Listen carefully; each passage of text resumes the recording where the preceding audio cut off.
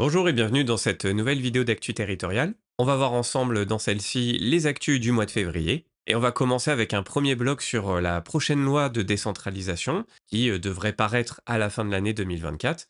Et donc on a Gabriel Attal, le Premier ministre, qui était devant le Sénat en ce mois de février. Et il nous en dit un petit peu plus, notamment sur le fait qu'il faut dépasser ce vieux débat sur la conservation ou la suppression d'échelons locaux.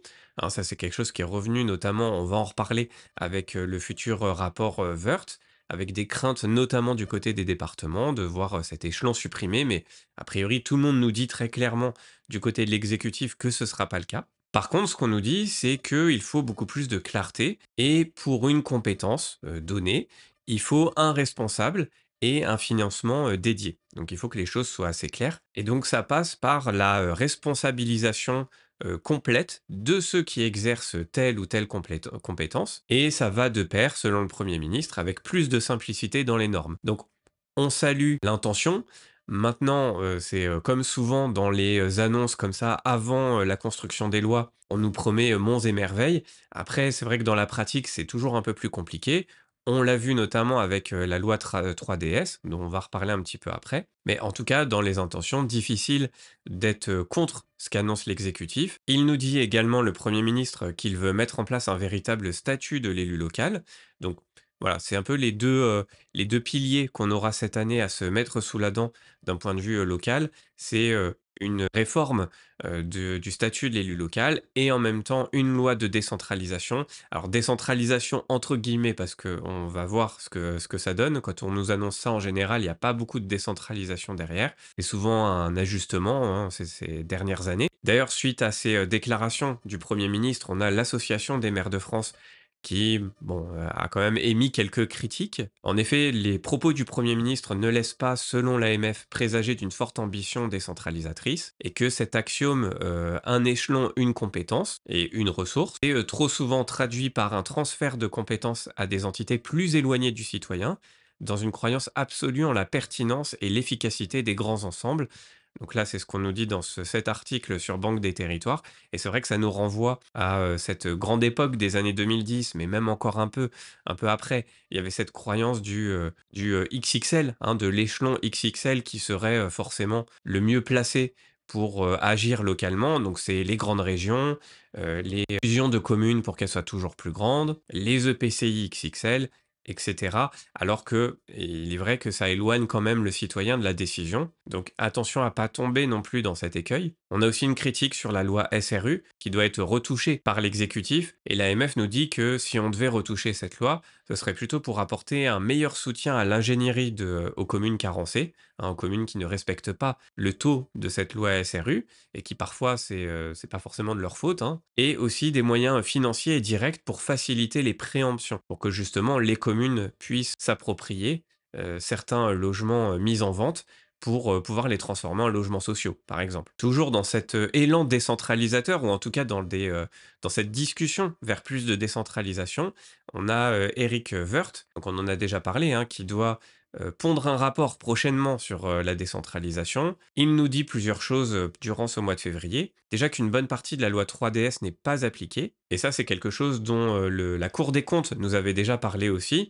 Donc c'est bien beau de nous pondre des lois, il faut surtout pouvoir les mettre en application. Et ça va dans cette problématique de multiplier les normes, que ça devienne toujours plus compliqué pour les acteurs et notamment les acteurs locaux, alors qu'une des solutions serait peut-être, en tout cas selon Monsieur Woerth, d'aller encore plus loin sur l'adaptation de la norme en fonction du territoire, donc la fameuse différenciation dont on parle depuis quelques années, mais que cette différenciation, elle doit se faire dans un cadre cohérent, permettant d'être au plus proche des Français et prendre en compte les spécificités par bassin d'emploi ou les spécificités géographiques. Monsieur Woerth souhaite également proposer une augmentation du pouvoir réglementaire des élus et il regrette une loi de plus en plus bavarde qui empiète sur le pouvoir réglementaire.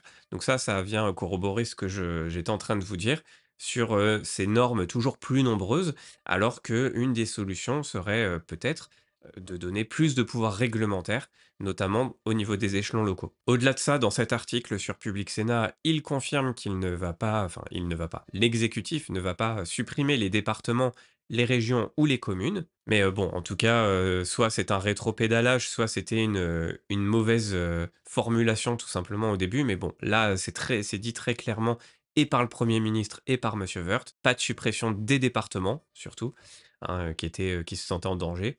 Mais même pour les régions ou pour les communes, il est pas question de ça. Ensuite, autre bloc, d'informations durant ce mois de février, la, rémunération au mérite et la semaine de 4 jours. Et donc on a, monsieur Guérini qui revient sur le devant de la scène puisqu'il est, entre guillemets «à nouveau» notre, ministre de la fonction publique. Et donc pour sa première re interview, il nous en dit un peu plus. Alors ça va dans la lignée de ce qu'il nous disait déjà dans les mois précédents, mais voilà, on se dirige, effectivement vers une meilleure prise en compte du mérite, puis de la reconnaissance, on va dire, des, efforts des agents dans la rémunération des agents de la fonction publique. Mais ce que nous assure le ministre, c'est que, ce mérite sera pris en compte en plus de la rémunération.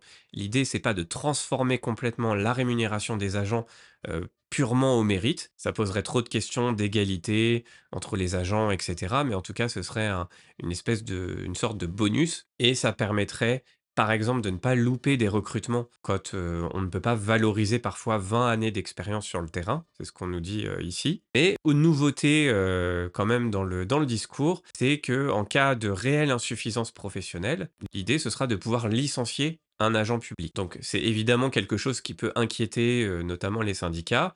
Ce que nous dit le ministre pour l'instant, c'est que très clairement, l'idée c'est pas d'avoir, l'équivalent du licenciement économique qu'on peut avoir dans le privé, hein, on va pas pouvoir licencier comme ça à tout va des agents publics. L'idée, c'est plutôt d'élargir ce qui existe déjà, puisque on a déjà cette possibilité, mais c'est très très rarement utilisé, puisque l'année dernière, on a eu 13 licenciements pour insuffisance professionnelle à l'État, hein, sur 2,2 millions d'agents publics. Donc, c'est pas une remise en cause du statut, mais voilà, attention, il faudra être vigilant sur la formulation exacte au niveau juridique d'une telle annonce.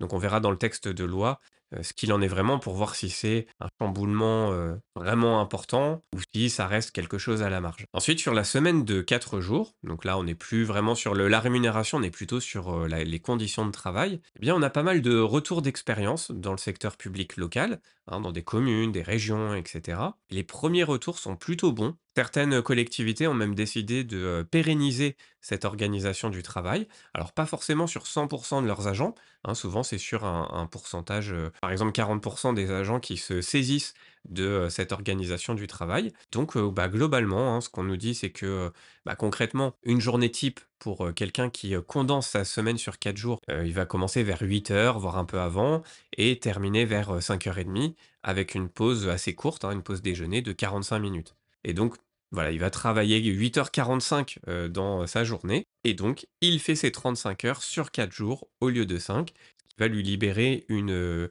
journée supplémentaire de repos, hein, dans sa semaine. Donc souvent le mercredi pour les agents qui ont, des enfants ou, le vendredi pour les autres. Et donc ce qu'on nous dit, c'est que les agents, sont, très contents, de ça, de cette organisation. Ça leur permet d'avoir un meilleur équilibre entre leur vie pro et leur vie perso. Mais côté employeur, c'est important aussi évidemment, les bénéfices sont également observés, notamment une baisse de l'absentéisme, et des arrêts de travail et puis aussi une hausse de la productivité.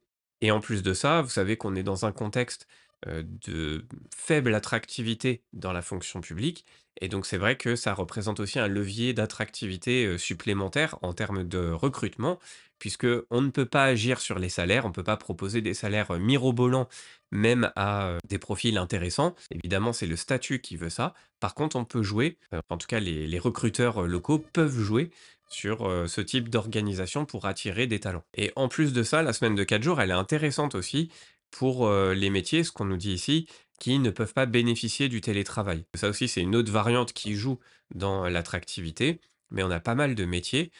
Par exemple, on peut penser aux, personnes qui, s'occupent des jardins, publics, hein, dans les communes. Eh bien, ces agents-là, ces agents, techniques, bon, le télétravail, voilà, c'est quand même un peu compliqué.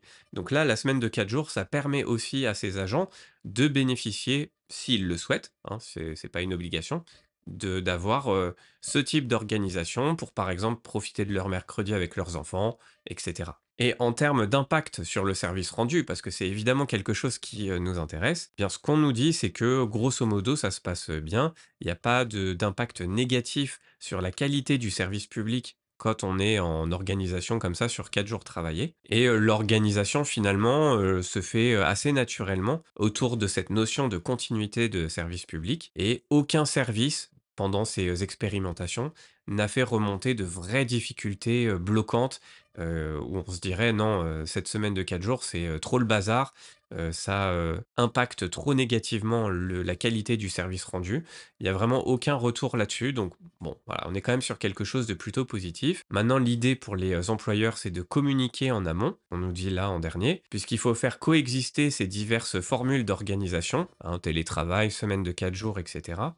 Mais tout en gardant quand même un esprit, collectif, avec par exemple des journées où tous les agents d'une direction ou d'un service sont, présents pour avoir cet esprit, d'équipe, se voir en réel, en présentiel comme on dit aujourd'hui. C'est quand même pas la même chose que d'être, tous, de notre côté chez soi, et cetera. Donc voilà, il y a des choses à faire, mais en tout cas, c'est loin d'être impossible et les retours qu'on a, en tout cas sur ces, premiers articles sont, plutôt positifs. Et d'ailleurs dans la lignée, hein, toujours de cette semaine de 4 jours, on a aussi, la version, liée au bénévolat. Vous savez, il y a beaucoup de bénévoles en France dans les associations. Malheureusement, il y en a de moins en moins et l'idée aussi serait de soutenir via la semaine de 4 jours, l'engagement des personnes, qui sont, actives dans, le bénévolat et donc dans le public aussi, l'idée ce serait d'ouvrir, ce droit, mais dans le respect de la continuité du service public. C'est-à-dire que si jamais pour tel ou tel poste, qu'un agent occupe, eh bien, ça nuirait trop, à la continuité du service public, eh bien là, l'employeur pourrait refuser la semaine de 4 jours, y compris pour bénévolat. Mais en tout cas, l'idée, c'est de pérenniser un petit peu tout ça et y compris d'ailleurs pour les maires ou adjoints aux maires. On a plusieurs amendements qui visent à étendre cette possibilité de semaine en 4 jours, notamment pour les maires ou adjoints aux maires. Donc, voilà, on voit que à la fois pour le côté, équilibre vie pro, vie perso, mais aussi pour les engagements que certains peuvent avoir en association ou en politique, eh bien, la semaine de 4 jours semble être une réponse adaptée et le législateur s'empare en tout cas de cet outil pour pas non plus que ça parte dans tous les sens. Ensuite, on a eu courant février une annonce financière, on va dire. Les prévisions de croissance de l'économie française sont revues à la baisse. On passe de 1,4 qui était prévu à 1% finalement en 2024. Et donc, Bruno Le Maire prend un décret a pris un décret pour, annuler 10 milliards d'euros de crédit pardon, qui étaient prévus dans le budget de l'État. Alors voilà, lui-même nous disait, c'est pas les, collectivités qu'on va toucher, OK.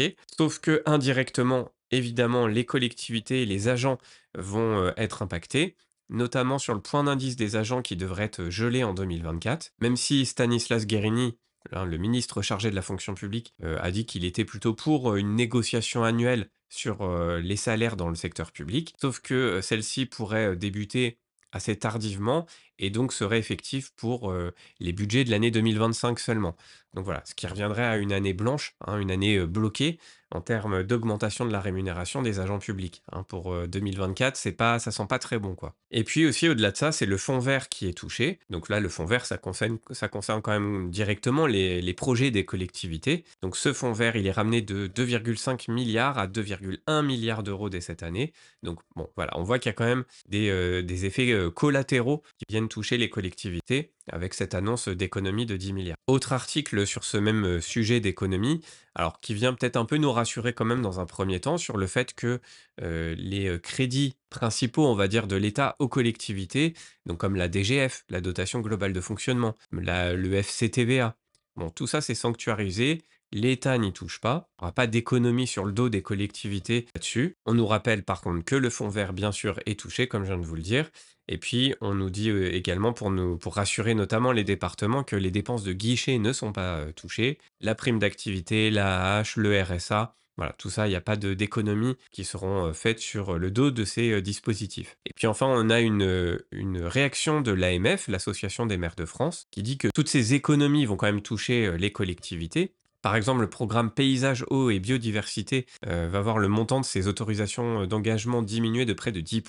Pour la prévention des risques, c'est une baisse de 4,4 alors même on nous dit que la France vient de connaître des catastrophes naturelles d'ampleur. Donc C'est vrai que c'était peut-être pas forcément le moment. Et donc l'AMF nous dit qu'il y a une contradiction entre ces coupes budgétaires et les objectifs du gouvernement qui ont été affichés il n'y a pas si longtemps, notamment dans la lutte contre les catastrophes naturelles. Sur le logement aussi, l'AMF y voit là une contradiction pour, par exemple, la lutte contre l'habitat indigne. Mais voilà, en tout cas, il n'y a pas d'économie frontalement faite sur le dos des collectivités, mais on voit qu'indirectement, il y a quand même un impact sur celle-ci. Autre sujet de ce mois de février, ce sont les produits locaux, enfin en tout cas l'utilisation des produits locaux dans les cantines, qui reste beaucoup trop faible, et notamment pour répondre à cette crise de l'agriculture. Alors, des annonces ont été faites par le Premier ministre, notamment en lien avec la loi Egalim pour la restauration collective. Et donc, il nous dit qu'il y aura une conférence des solutions qui va associer l'État et les collectivités locales pour pouvoir mieux agir, parce qu'on va voir qu'il y a quand même des freins importants sur les collectivités, parce que l'idée, ce serait que on utilise plus de produits français et notamment locaux dans les cantines que gèrent les collectivités territoriales. Mais on nous dit aussi dans le même temps que, il y a déjà des actions dans ce domaine. On a, par exemple des, régions qui, sont déjà actives comme la région Grand Est qui a lancé un programme baptisé ADAGE pour alimentation durable et autonome en Grand Est, avec un objectif d'atteindre 65 de produits locaux dans les cantines, dont un tiers de produits bio à horizon 2030. Pour 2024, hein, parce que c'est petit à petit qu'ils veulent, arriver à 65. Pour 2024, l'objectif, c'est d'atteindre 20 de produits locaux. Là, actuellement, il serait à 11. Donc, on voit, l'idée, c'est de monter petit à petit en puissance. Et pour aider ces gestionnaires de restaurants collectifs, donc, bon, là, je parle des collectivités, mais c'est aussi dans les hôpitaux, à l'État, etc. Eh bien, le ministère de l'Agriculture a développé une plateforme baptisée Ma Cantine qui permet d'améliorer ces résultats, mais dans un domaine juridique contraint, on va le voir avec cet article-là, puisqu'on a Carole Delga et François Sauvadet qui interpellent le Premier ministre sur ces freins que les régions et les départements rencontrent pour favoriser l'approvisionnement local. Et le plus gros, on va pas se cacher, c'est la commande publique, les règles de la commande publique, qui sont d'énormes contraintes pour privilégier l'alimentation locale. Ils nous disent en effet que les pouvoirs adjudicateurs ne peuvent pas introduire dans les marchés publics un critère de proximité pour recourir prioritairement à des producteurs locaux dans ce but, hein, bien sûr, de soutenir les filières agricoles françaises. Il y a un second frein aussi qui est celui de la carence de la décision publique. En effet, les collectivités territoriales, elles financent la restauration scolaire, elles investissent dans les équipements, hein, les cantines, etc. Elles payent aussi les agents de cuisine, mais elles disposent pas d'une autorité dans la décision d'achat des denrées alimentaires. Et donc l'idée, ce serait, selon ces deux élus locaux, de mettre en cohérence l'exercice de la compétence en confiant aux collectivités l'autorité hiérarchique sur les gestionnaires qui sont actuellement sous le giron de l'éducation nationale. Et enfin, Madame Delga et Monsieur Sauvadet s'inquiètent de la multiplication des groupements d'achat qui développent des circuits d'approvisionnement souvent déconnectés de leur territoire. Donc l'idée, ça va être de travailler ensemble, les niveaux locaux et l'État, dans les prochaines semaines pour que la restauration publique bénéficie enfin de la qualité des productions françaises et qu'elle soit aussi un soutien pour le revenu de nos agriculteurs. Mais bon, on voit que les règles du jeu juridique ne permettent pas facilement d'aller vers cet objectif, donc il va falloir simplifier un peu tout ça. Ensuite, plusieurs articles pêle-mêle, notamment sur, alors le premier sur Mayotte, avec la fin du droit du sol sur l'île de Mayotte. Donc pour ça, il faut passer par une révision constitutionnelle. Tout ça est lié à la grave crise migratoire et la situation sécuritaire sur l'île qui est vraiment explosive. L'idée aussi, c'est de mettre fin au visa territorialisé, qui est une demande, hein, une des principales revendications des collectifs d'habitat en colère qui paralysent l'île depuis le mois de février. Et donc évidemment, la situation là-bas, elle est tragique. Maintenant, d'un point de vue un peu plus égoïste de candidats qui passent le concours, faut pas oublier que Mayotte, c'est un territoire particulier, un territoire français particulier. Et donc, vu ce qui se passe là-bas en ce moment, un membre de jury pourrait avoir envie de nous poser des questions là-dessus, sur notre connaissance, pas forcément de ce qui se passe actuellement, même si c'est bien de s'informer, mais aussi sur le statut de Mayotte. Ensuite, sur Public Sénat, on a une commission mixte paritaire par rapport aux violences contre les élus. Donc, cette commission, elle a été conclusive. Donc, ça veut dire que les sénateurs et les députés se sont mis d'accord. Donc, l'idée, c'est que, grosso modo, il y a un renforcement des sanctions et violences commises à l'encontre des élus et une amélioration de la prise en charge des élus dans le cadre de leur mandat ou d'une campagne électorale. Donc maintenant, l'idée, c'est que les peines encourues, hein, pour les gens qui agressent des élus, c'est que le niveau de punition soit au même niveau que quand il y a une agression d'un policier, d'un gendarme, d'un militaire ou d'un magistrat. Donc ça augmente la peine de prison possible et le niveau de l'amende. Par contre, l'article 2 bis n'a pas été retenu puisqu'il faisait polémique dans le secteur de la presse. En effet, il prévoyait l'allongement du délai de prescription en cas d'injure publique, de diffamation de 3 mois à 1 an. Sauf que, a priori, les journalistes, qui pourtant n'étaient pas visés selon les retours qu'on entend du côté des politiques, ont eu peur pour leur activité. Donc ça a été mis de côté. Mais on voit bien que ce texte, c'est que le début, en cette année 2024, de plusieurs textes qui vont compléter ce statut de l'élu local, puisqu'il y a aussi la question de la facilitation de l'engagement des élus locaux, dans un contexte où on sait, c'est assez compliqué parfois de trouver un maire. On a également des maires qui démissionnent. Bon, bah là, c'est aussi très compliqué de trouver un remplaçant. Donc, on devrait avoir pas mal de billes là-dessus, pas mal de changements au niveau juridique. Évidemment, je vous tiendrai au courant. Et enfin, dernier article sur Public Sénat, toujours à propos des élections européennes. Alors là, c'est juste un petit article en guise de révision express, puisqu'on nous rappelle le fonctionnement de l'UE, qui repose sur quatre institutions majeures: le Parlement européen, la Commission, le Conseil et le Conseil européen. Donc, on va pas voir ça ensemble, là c'est vraiment de la révision pure. Si ça vous intéresse, et évidemment si vous passez un oral en ce moment, ce sont des questions qui peuvent tomber, on sait jamais, eh bien je vous laisse aller voir ça de vous-même. Voilà ce que je pouvais vous dire sur les actus de février. J'espère que ça vous aide à y voir plus clair, et je vous dis à très bientôt pour une nouvelle vidéo. Salut!